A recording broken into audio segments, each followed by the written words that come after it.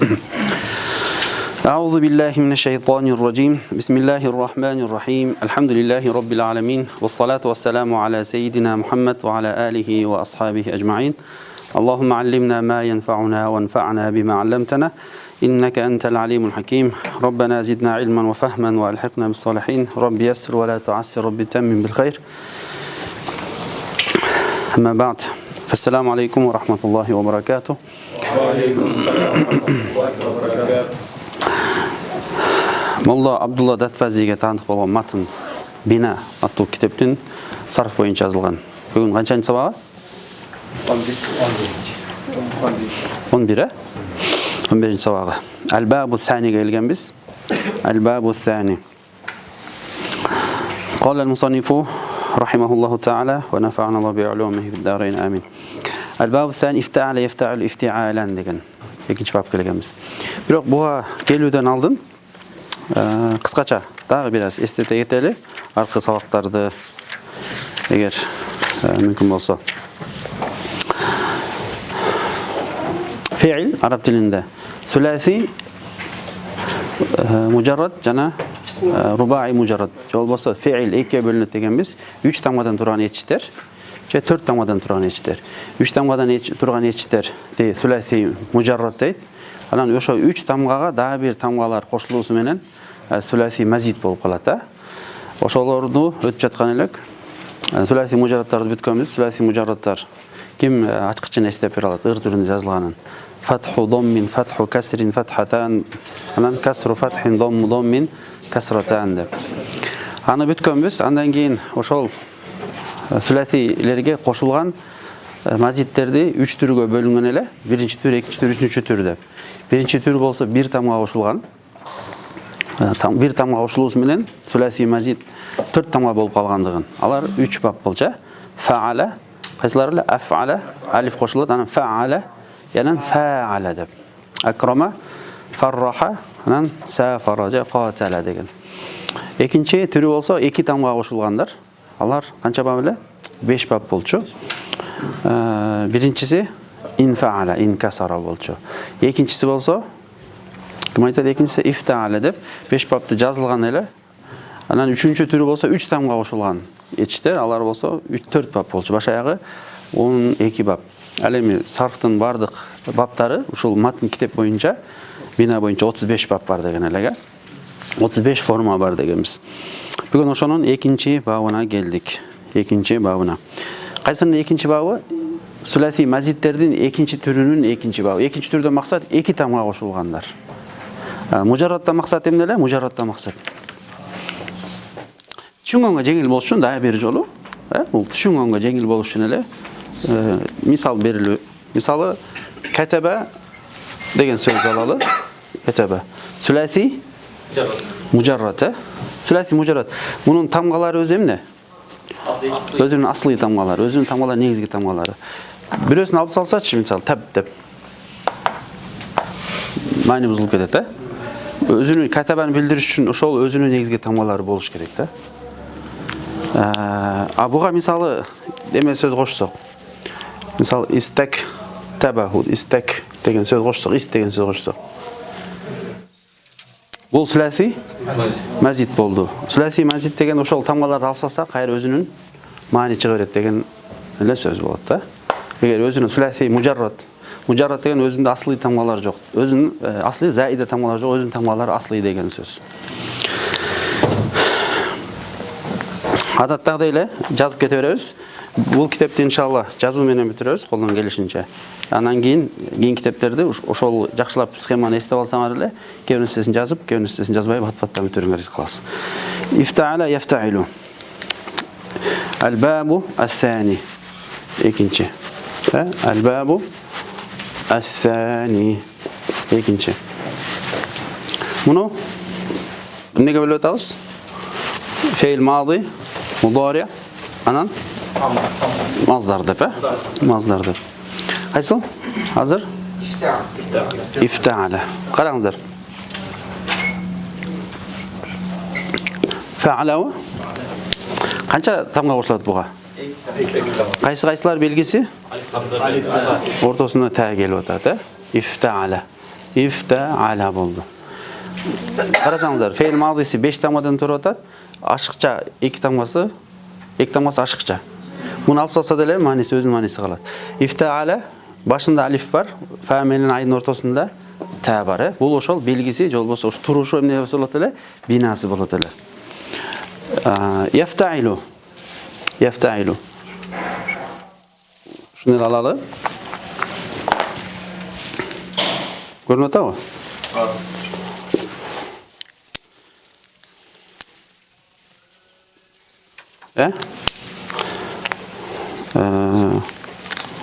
Мол эмне? Yafta'ilу. Болсо мудори. Эмес кайра кетип калды. Эки тамашалаш керек эле. Аны кирбейбиз, бирок дайым аламатын эмне десем билебиз. Fe'l madisini билебиз. Ошондон fe'l madisini айтат, Fe'l madisi мындай деп. Yafta'il бул жерде жана акрама юакриму бар эле го. Юакриму деген сыяктуу ичинде хазиф болуп кеткен. Yafta'ilу. Маздарычы? İftialen. Bunu boldu ememeli жазып коёйын. İftialen. Карайбыз. Кайра бир сөз айтылабыз. Канча тамгадан туруп атат fe'l madisi? 5 тамгадан туруп атат. Кайсылары ашыкча тамгалар? Алиф башында, та болсо сөзүнүн ортосунда. Ушул турган турпатын бина дейт, Бина дейт. Бул алифтин кошулуусу, танын фамин айдын ортосуна келүүсү, бул белгиси, ушул баптын. Ушул экинчи баптын белгиси. Ар бир баптын өзүнө таандык маанилери бар дегенбиз, Кээ бир нерседе муштарак, кээ бир нерседе өзүнө таандык маанилери бар. İfta'alага эмне деген сөз беребиз? Ушул вазынга түшүрүш үчүн, мисалы, жамаа деген сөз бар. Туурабы? Ушуга салалы мынакей. Кайсы сөз беребиз? Алифти беребиз, ошо аламатын алып келебиз да. Ушул баптын аламатын алып келебиз. Алиф беребиз, таны беребиз. Ошондо ижтамаа болду. Салам. Дал өзүнүн алиф харакалары та кошулду. Мунуку фаала жамаа. Барган сайын түшүнүктүү болуп кетип атат, Иншалла, алхамдулилlah. Буга эле дал ошондой эле эмне деген сөз беребиз? Мынакей. Кайсы сөз беребиз буга? Я болсо fe'l mudorиники, туурабы? Өзүнүкү та. Я болсо fe'l mudorиники, биз тескери жазып коебуз. Fe'l mudorиники көк менен жазалы. Яжитта ми'у болду. Fe'l mudorиники көк менен. Мынакей яжитта ми'у. Yafta'ilу. Чогулушта эмне дейт? İctima deyt, İctima'an. İctimai деп коет беле? İctimai деп. Чогулуш, ictima. Ошо жамаат деген топтоодон ictima болсо топтолуу болот да. Бул мавзуну. Доса мисалы десек болот. Кеттик анда. Ал-бабу сани, экинчи баб. İfta'ala yafta'ilу ifti'alan. Mavzunuhu ijtama'a yajtami'u ijtima'an. Mavzunda максат эмне эле? Ким айтат? Мисалы жол болсо, бул вазны болсо, тараза болсо, буга таразага тартылган мавзун. Да, тартылган нерсеси.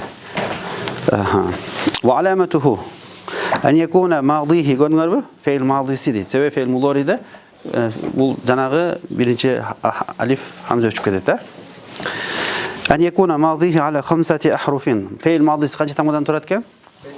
5 тамга. Кайсыл жактарында ашыкча кошулуп атат? Бизиядаден кошулуп атат, ашыкча болуп атат. Кайсыл жеринде? Бизиядатил хамзати, хамза фи awwalihi.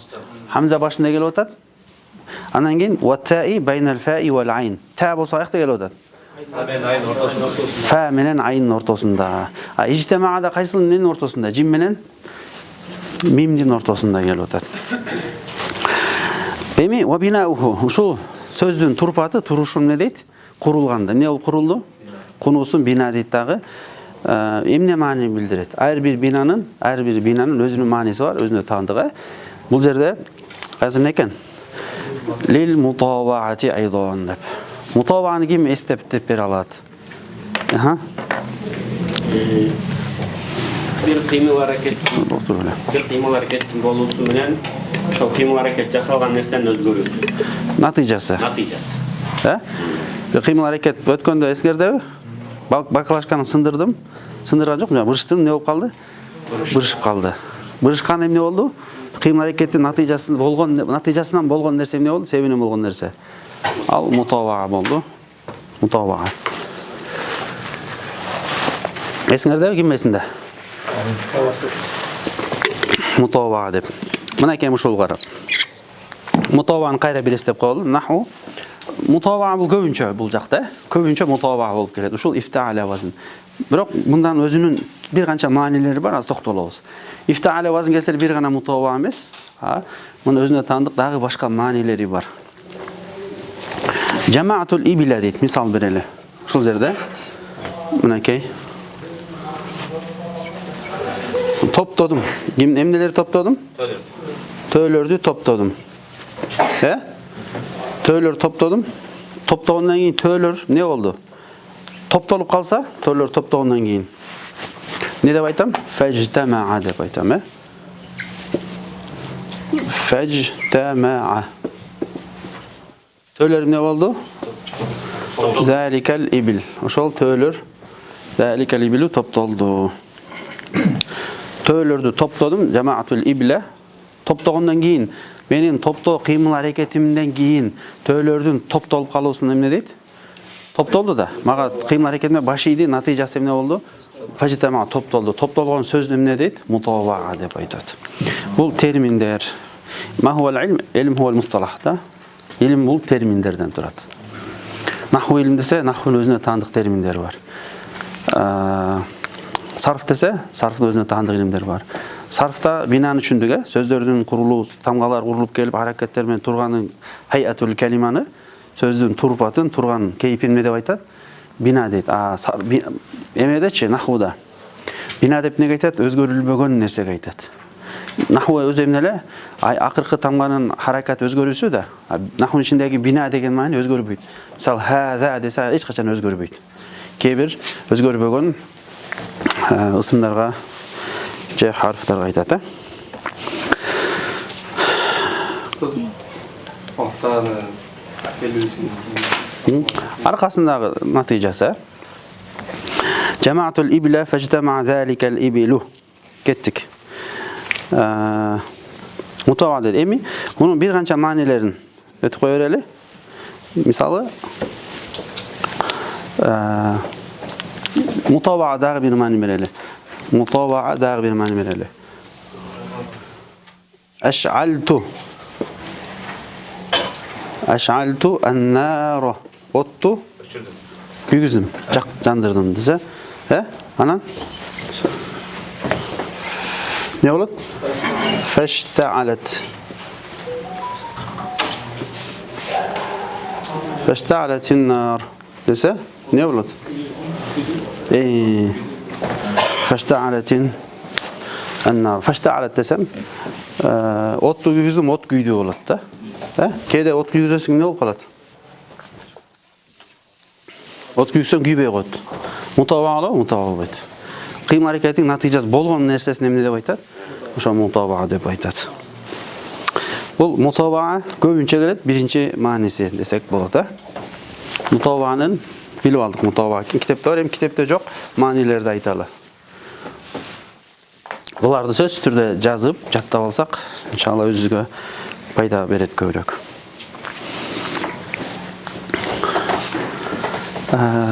Бинада бул өзгөрбөгөн нерсе деп түшүнөбүз да. Бина дегенде нахуда өзгөрбөгөн нерсе, сарфта болсо башка. Ар бир илимдин өзүнүн термини бар да. Ар бир илимдин өзүнүн термини бар. Мисалы фасад деген деген сөз? Фасад. Бузулган нерсе, бузукулук нерсе айтылат. Намазда фасад, баягда фасад десе өзүнүн терминдери бар. Анан азыр мындай экономиканын саясий терминде фасад араб тилинде коррупцияга айтат. Бир эле сөз, бирок ар ким өзүнүн термини жагынан карайт, туурабы? Ошол терминдерди жакшы билиш керек да. Ушул ифтааланын иштихад деген мааниси бар. Иштихад деген эмне? Кыймыл аракет, тасарруф, бир кыймыл аракетти билдирет. İftealada kıyım hareketli bildiret bir nesenin. Anan iştihat manisi var. İştihat manisi. Anan ошол кыймыл аракет кылынып жаткан нерсеге жетүү үчүн колдон келген мубалага, колдон келишинче аракет кылган нерсеге да айтылат. Бир нерсеге жетиш үчүн колдон келишинче аракет кыласың, ошол нерсеге дагы ифтаала вазынын билдирет. Ифтаала вазын билдирет. Мисалы эме деген маани. Ошол эле иштихада десек. İctehada. Турабы? İctehada. Кайсынысы ашыкча? Алиф менен та. Бул всегда эмнелер булар? Булар ошо заидалар, ашыкча келгендер. İctehada. Өзүнүн иштихад деген мааниси бар. Ушул ифтаала вазынын кыйым аракет мааниси бар. Мисалы, иштихада зайдун болсо эмне маанини билдирет экен? Аябай көп аракет кылды деген маани билдирет, Бир нерсеге жетиш үчүн аябай көп аракет кылды деген маанини билдирет.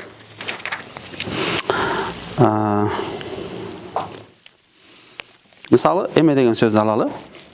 Дагы бир бериш үчүн. İштихад деген маанини билдириш үчүн, же болсо бир нерсеге жетиш үчүн колдон келген аракетти кылдыра турган нерсе. Касаба деген сөз алалы. Касаба. Касаба эмне?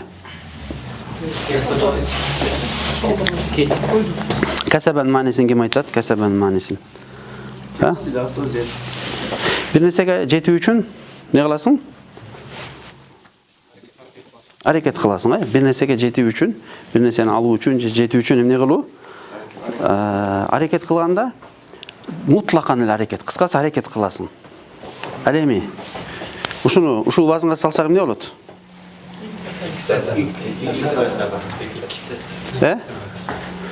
İktesebe болот. Асыл сөз кайсыл сөз? Асыл сөз. Касаба. Асыл мо экөл ашыкча болуп атат, İktesebe. Касаба менен иктесебенин эмне айырмасы бар?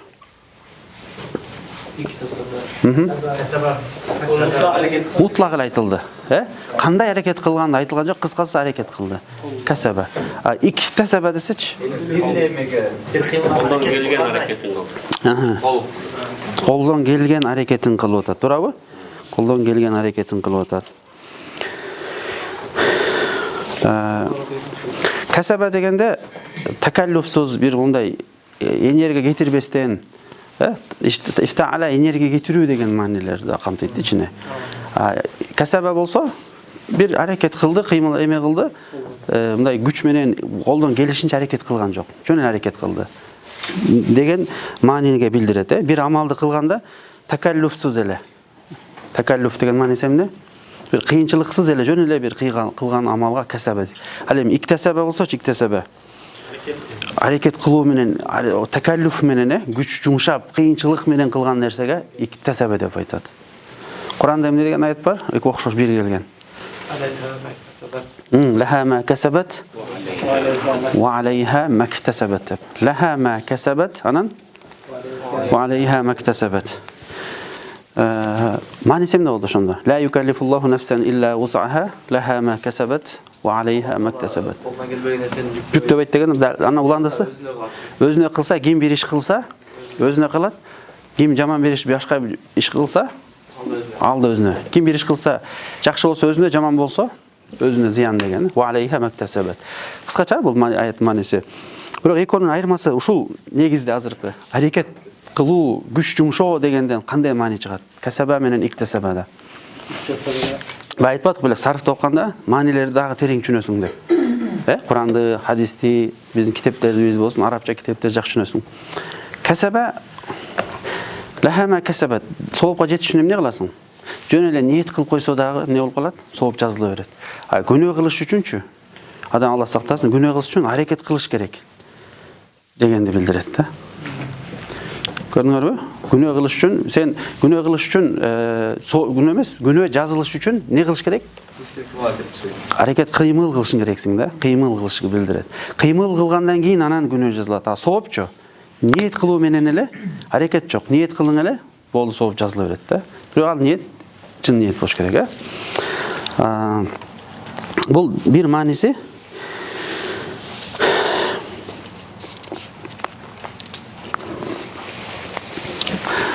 мисалы адам жақсы иш кылганда ал ишти оңой менен кылат, билесиңер ме? Жеңил эле кылат. Өзүңдө кыйноо мааниси бар иктесебеде.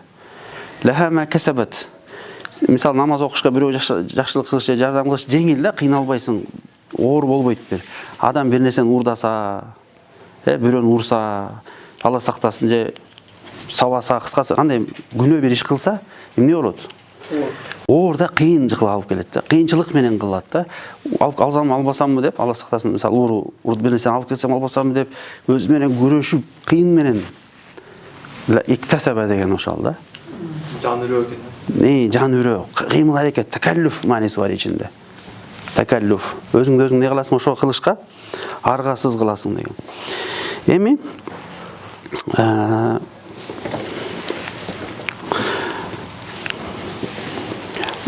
демек мындан эмне ман чыгат десеңер, адамдын фитраты таза экендиги да. Адамдын фитраты таза.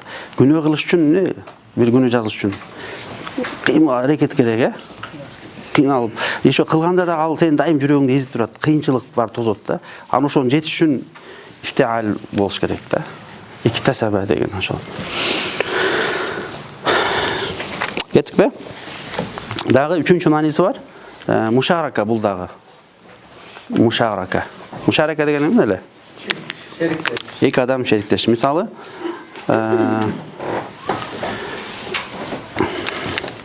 истабака дейли, маяка жазып берели. Маяка жазып берели. Могул эмне мааниле? Биринчи мааниси мутабаа.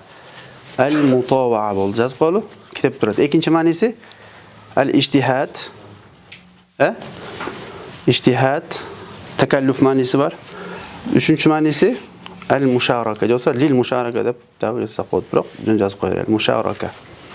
Шериктеш. Эки адамдын шериктеш болуусу бир нерседе. Мисалы, истабака десечи.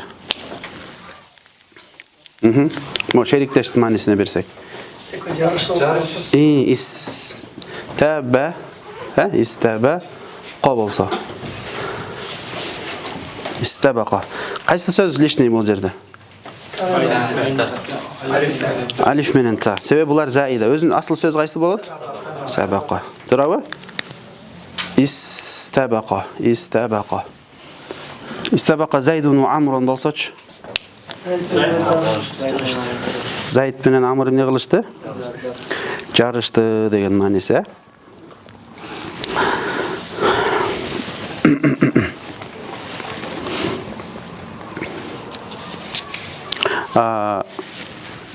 Сабака менен жосо сабака, жосо истабака. Эмне айырмасы бар? Истабака болгон үчүн. Истабакада эмне бар? Унутпаңыздар. Ошо ифтаала вазындачы кайсыл маанисинде болсо дагы ошол жерде жухут аракет мааниси бар. Жухут аракет мааниси түпкү мааниси ажырабайт. Дайым ошол мааниси кала берет. Мутабага болсо деле айырмасы жок. Барында ошол жухут мааниси, иштихад мааниси бар да, аракет кылуу мааниси бар. Истабаку болсочу. Алар эмне кылышты? Истабаку болсо бул дагы аракет кылат, ашып кетейин деп, тиги дагы аракет кылат, ашып кетейин деп, жанталашып жарышуу да. Жанталашып жарышуу деген маани. Куранда фастабикул хайрат десечи. Жакшы иш кандай жарышуу экен? Жанталашып жарышкыла деген да. Бирөөнү 100 метрге чуркаганда мен ашам деп болуң күчүнүп го. Ошентип жарышуу деген да. Жөн эле эптеп эмес. Болушунча мен биринчи болушум керек деп жакшылыкта жарышуу деген маани. Жарышкыла деген. Фастабикул хайрат.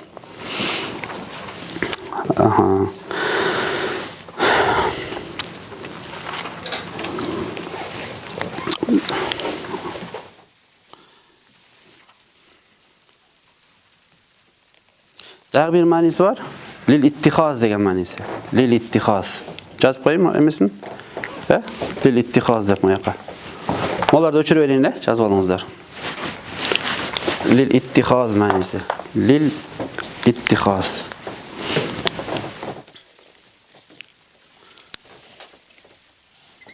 Канчанчы мааниси болду? 4-нчү мааниси.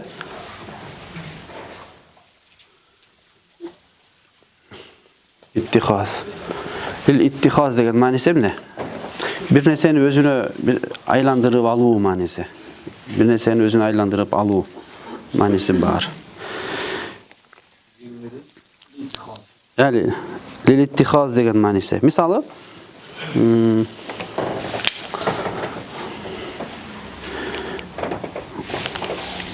Bunaki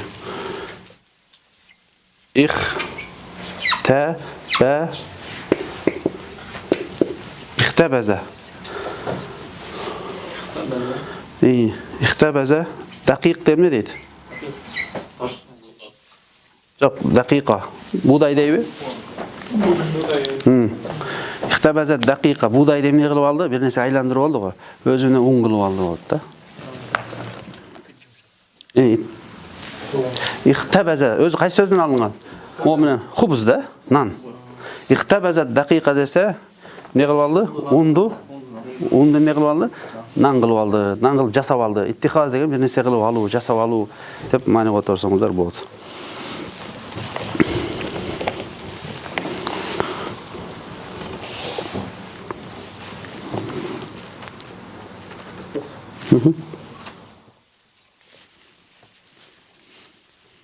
İntizara degenler şu oldu. Qaysi? İntizara. Ne degen? İntizara. İntizar mı? İntazir degen o. Qaysi özü? İntazara. Nazara. İntazara ne oldu? Kütüğü de. He? Kütüğüsünde oturasın özün kıynap koyupça. Misalı, ittihada mintu aytta turan olsa, ihteteme dese. Uşul ittihaz manisinde bir. İhteteme dese. İhteteme. İhteteme. Özü qaysıldan alıngan? Xotemeden. Жоқ. Xo unutmazlar. Bu qaşıqçası qaysı söz şu yerde? Alif mene moğul ta, Bu birinci ta. Sebebi xotemeden sözler.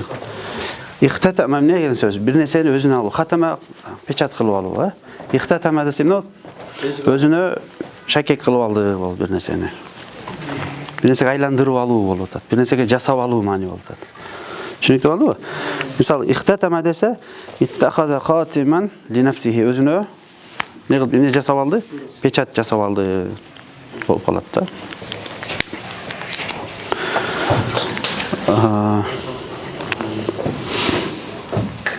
Kede mujarrat ele manisini bildiret. Mujarrat manisin. Qaruba degen söz. Qarubaga ime belgileçi? He? Vallahi da ölçüp salayın. Jadvalыңыздар boş керек.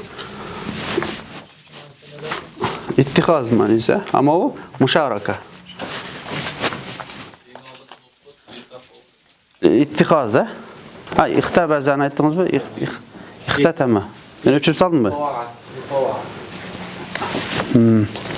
Mutava manisi. Ondan keyin emenele bildiret. Daha 5. manisi var. Fiil mujarratın özünle bildiret.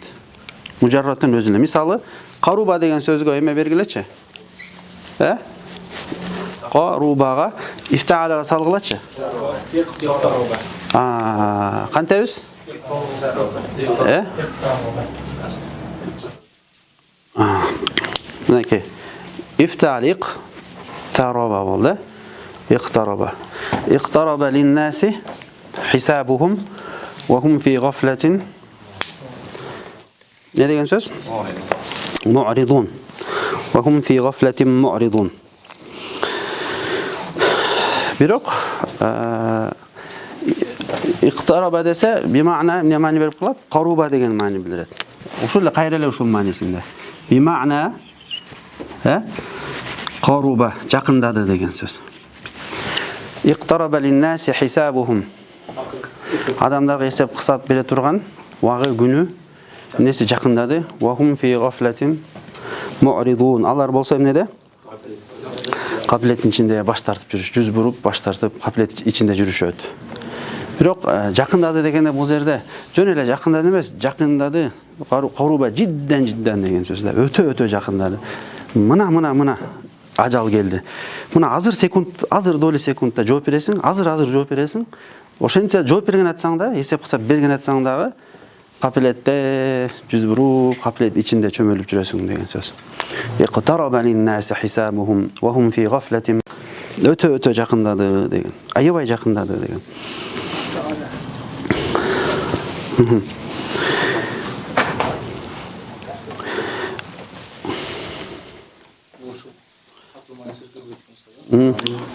Ооба, жанагы жухут мааниси өзгөрбөйт да. Анан мисалы иттакачы. Иттака. Ошо азыр эме суроо жухут мааниси өзгөрбөйт. Анан иттаканы билесиңерби? Иттака десечи.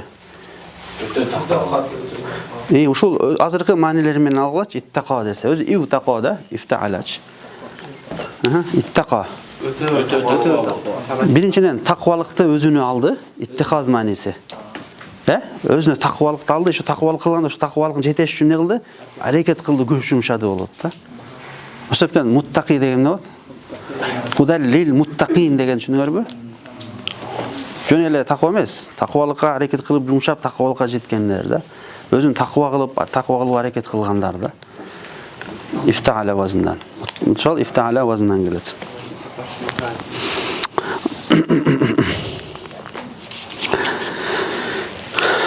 Бул ошол экинчи баптын iftaala vazının nesi? İftaala babının, desek iftaala sıygasının nesi eкен? İftaala binasının kebir manileri boldu. Çünkü oldu? Üçüncü bab, al-babu salis. Bizde 5 bab var. 2 bab büttük. Birinci bab infaala, inkasara, iftaala, ictema'a misalı. Толтыра misal берсеңер болот буга. İftaalen vazına kelgen. Дайым унутпайбыз. Алиф менен та ашыкча экен. Мунун бинасы аламаты ашык алиф менен та. Келгенде деме кайсы маанилер бар экен ичинде? Ким айтат? Мутабага мааниси бар. Жухут аракет кылуу, кыймыл аракет, дагы Мушарака мааниси бар. Мушарака болгондо дагы ичинде жухут мааниси өзгөрбөйт. Иттихаз мааниси болсо да көрдүңөрбү? Иттихаз азыр иттихаз мааниси бар. Сен таквалыкты өзүңө аласың. Анан дагы эмне кыласың?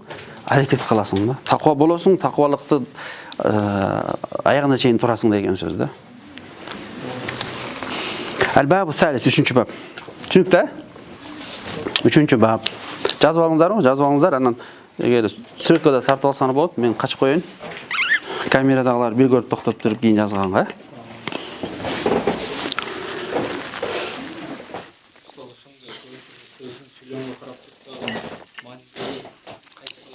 Эң сыяк менен билебиз, анан бардыгында билиңер келсе, ошол жухут маанисин билсеңер, иштихат маанисин эстеп койсоңор, түшүнөсүңөр да. Мисалы, ижтимаа болуш үчүн эмне керек? Ижтимаа чогулуш үчүн эмне керек? Аракет кылып келесиң да, кыймыл аракет кылып. Аракет болбосо чогулуу болбойт да. Туурабы? Ижтимаа мааниси бар. Алхамдулилlah. Al-babu salisu. Тартып алыңыздар, 3-cü бапка келдик эми. Ушул вазындардын эмелерин, маанилерин билиш өтө чоң роль ойнойт. Өтө чоң роль ойнойт. Куранды түшүнүүдө, арабча түшүнүүдө, фикh түшүнүүдө өтө чоң роль ойнойт. Көрдүңүздөрбү? Бүгүн муттакин, худал лил муттакин дегенди башкача уже тереңирээк түшүнүп баштадык. Бир эле сөздү. Al-babu as-salisu. 3-cü bab.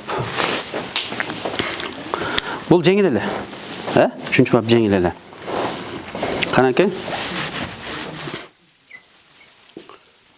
Буга канча 3-cü bab канча там кошулуш керек эле? 2 там кошулуш керек эле. Аны алиф башында, андан кийин биягына эме берем. Аягында өзүнүн жинсинен болгон, бир жинсинен болгон 2 тамга да. If'al. Кайсы ашыкча бул жерде? Алиф башында келип атат, 5 тамга бул жерде бир эмне бар? Дагы бир лам бар. If'al. Fe'l mudorisi-chi? Yaf'allu. Mol öçüp atат. Жакшы жазып айтат эмнегедир, муну менен көрөлчү. Болсо экен, Yaf'al. Yaf'allu. Буну атайын коюп атам, ол 2 тамга деген сөз да. Таждид. Таждидте максат эмне эле? 2 тамга бар деген сөз. 2 тамганы бириктирип аткан деген сөз да. Mazdarıçı. İf'i la İf'ilalen. İf'ilalen. Bravo. İf'ilalen. İf'ilalen.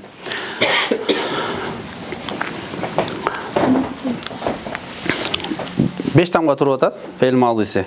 Başında alif qoşulup atat, ayağında lam бар, өзүнүн lamdan degende, ошо акыркы lamдын барабарындагы жинсинен болуш керек, кайсы тамга болсо дагы. Эми бияка бир берели, мынакей, муну караңыздар. Хамиро деген сөз. Хамиро. Биз ошо иф'алла деген вазынга салалы. Не кылабыз? İf'al degende demek bunu da ih deb okuyubuz da. İh marra if'alla boldu. Ya, aha, manilerini geliyoruz hazır. Bu yakta ne olatken? Yahmarru boldu. Yahmarru, yef'allu. Mazdarıçı? İhmiraron. İhmiraron. İhmiraron. Bir alamatın qarap koyulu, belgisin. Belgisi ne oldu? Qantip biliriz başka babdan ayırması. İfta'alen qantip ayırmalıyız ifta'alen menem. Alif, hanan? Özüne cinsinden bir tamga boş gerek. Çünkü mi? İhmarra. Yahmarru. Uşul turuşu ne deydi? Turuşun. Bina dep aytat. Turgan binası, turuşun bina dep aytat. Demek bu bina bola turgan bolsa, emne ma'nini bildiret? Azır qarаңыздар. قال المصنف رحمه الله تعالى الباب الثالث افعل يفعل افعلالا مصدر موزونه احمر يحمر احمرارا افعلالا وعلامته من belgisi أن يكون ماضيه كنا فعل ماضيسي üçüncü babın fe'il madisi ala 5 tahrufin buldağı 5 tamgalı antkeni 5 tamgalık 2 3 sülasi mujarrat 2 tam qoşuluş menен 5 bolot. Bular 5 bab. Şonun 3-cü babına geldik. Bravo. Bi ziyadetil hamzati fi awwalihi başında munda dagı hamza qoşulup atat başında. Wa harfin akhara min jinsi lam fi'lihi fi akhirih. Fa'alanın lamından bolğan özünün jinsinden bolğan özünün oxşoş tamga ayağında geliş gerek deydi. İf'alla. Egerde Google burgan bolsаңыздар сөздөрү жанагы услуптары да, тексттери да оппокшош байкадыңарбы? Биринчи баптан баштап анекуна айну фи'лихи деп, анекуна мадихи деп оппокшош кетип атат. Бул эмне кылып атат бизди? Бизди биринчиден жеңилдеген, экинчиден жаңы окугандарга кайра-кайра ушу сөздү окуй берип, түшүнүп баштайт да. Жаңы баштагандар ошол эле сөз кайра эле айтып атат болгону, мисалдар өзгөрүп атат. Анан кайсыл аламаты кайсы тамга эмне кошулган болсо, ошо гана кошулуп атат. Кошулган тамгалар канча эле? Мени сурагансыңар, эмне деп айттым эле? Арабчасы эмне дейт? Саалтумуниха. Жок, мен айттым эле, бүгүн унутуп каласыңар деп. Алияхма тансаху деп. Ошол экөөнүн бирөөсүнүн ичиндеги тамгалар, 10 тамга. Таждидтикке өзүнчө негизинде, аны келебиз. Бияка келбегендиктен кирген жокмун да мудаф маселесинде. Ва бинауху лил мубалагати лазим. Лазим этишти жөн эле мубалага кылат да. Мубалага кылуу үчүн. Мисалы, хамира десе, хамира кайсы вазында эле эсиңердеби? Фаиля. Алима болсо. Алима я'ламунун мутаадди үчүн келип, анан көбүнчө аякта эмне келчү эле? Лазим үчүн келчү, туурабы? Алима фаиля вазны көбүнчө лазим келет. Ошол жерде лаундарга, өң түстөргө колдонулат деген, уюптарга келген эле. Болгон ошол лазимди бул жерде бир аз күчөтмө мааниси берет. Хамира болсо кызыл болду десе, ихмар болсо кып-кызыл болду деген сөз болот да. Хамира зайдун десе зайд кызарып калды. Анан ихмарра зайд кып-кызыл болуп калды. Кызарып кетти, аябай кызыл болуп калды. Келет анза ихмарда мындан да даражасы бийик болгон. Вакила лил алван, алванга да колдонулат, өң түстөргө да уюпка колдонулат. Уюп мааниси эмне эле? Бир кемчилик. Мисал алван караңыз. Ихмарра зайдун. Ихмарра зайдун не болду? Зайд кып-кызарды, кызарып кетти, Кызыл болду, анан ихмар уже бети дагы көрө кызарды деген да. Күчөтмө мааниси болуп калат мубалага. Мисал уюпка кемчилик мааниси и'варра зайдун өзү аслы эмне болгон? Ра. Туурабы? Фаиля вазн.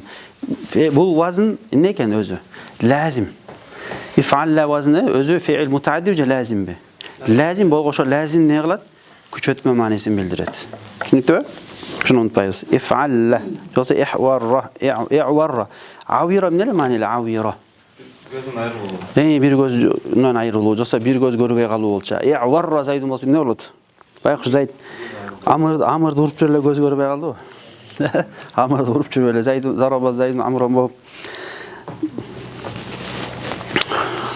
takır görübey kaldı degen. Avira bolsa balkim kişine görüp mümkün. İ'varra olsa bir göz takırla görübey kaldı degen mani bersek bolot.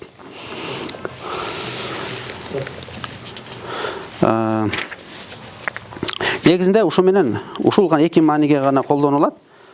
Ошо менен биз 3-чү бабыбызды бүттүк дагы 10-чу сабага бүгүн 11 11-чи сабагыбызды аягына чыктык. Алхамдулиллахи роббил аламин. Саллаллаху алейхи Мухаммад ва аля алихи ва асхаби ажмаин.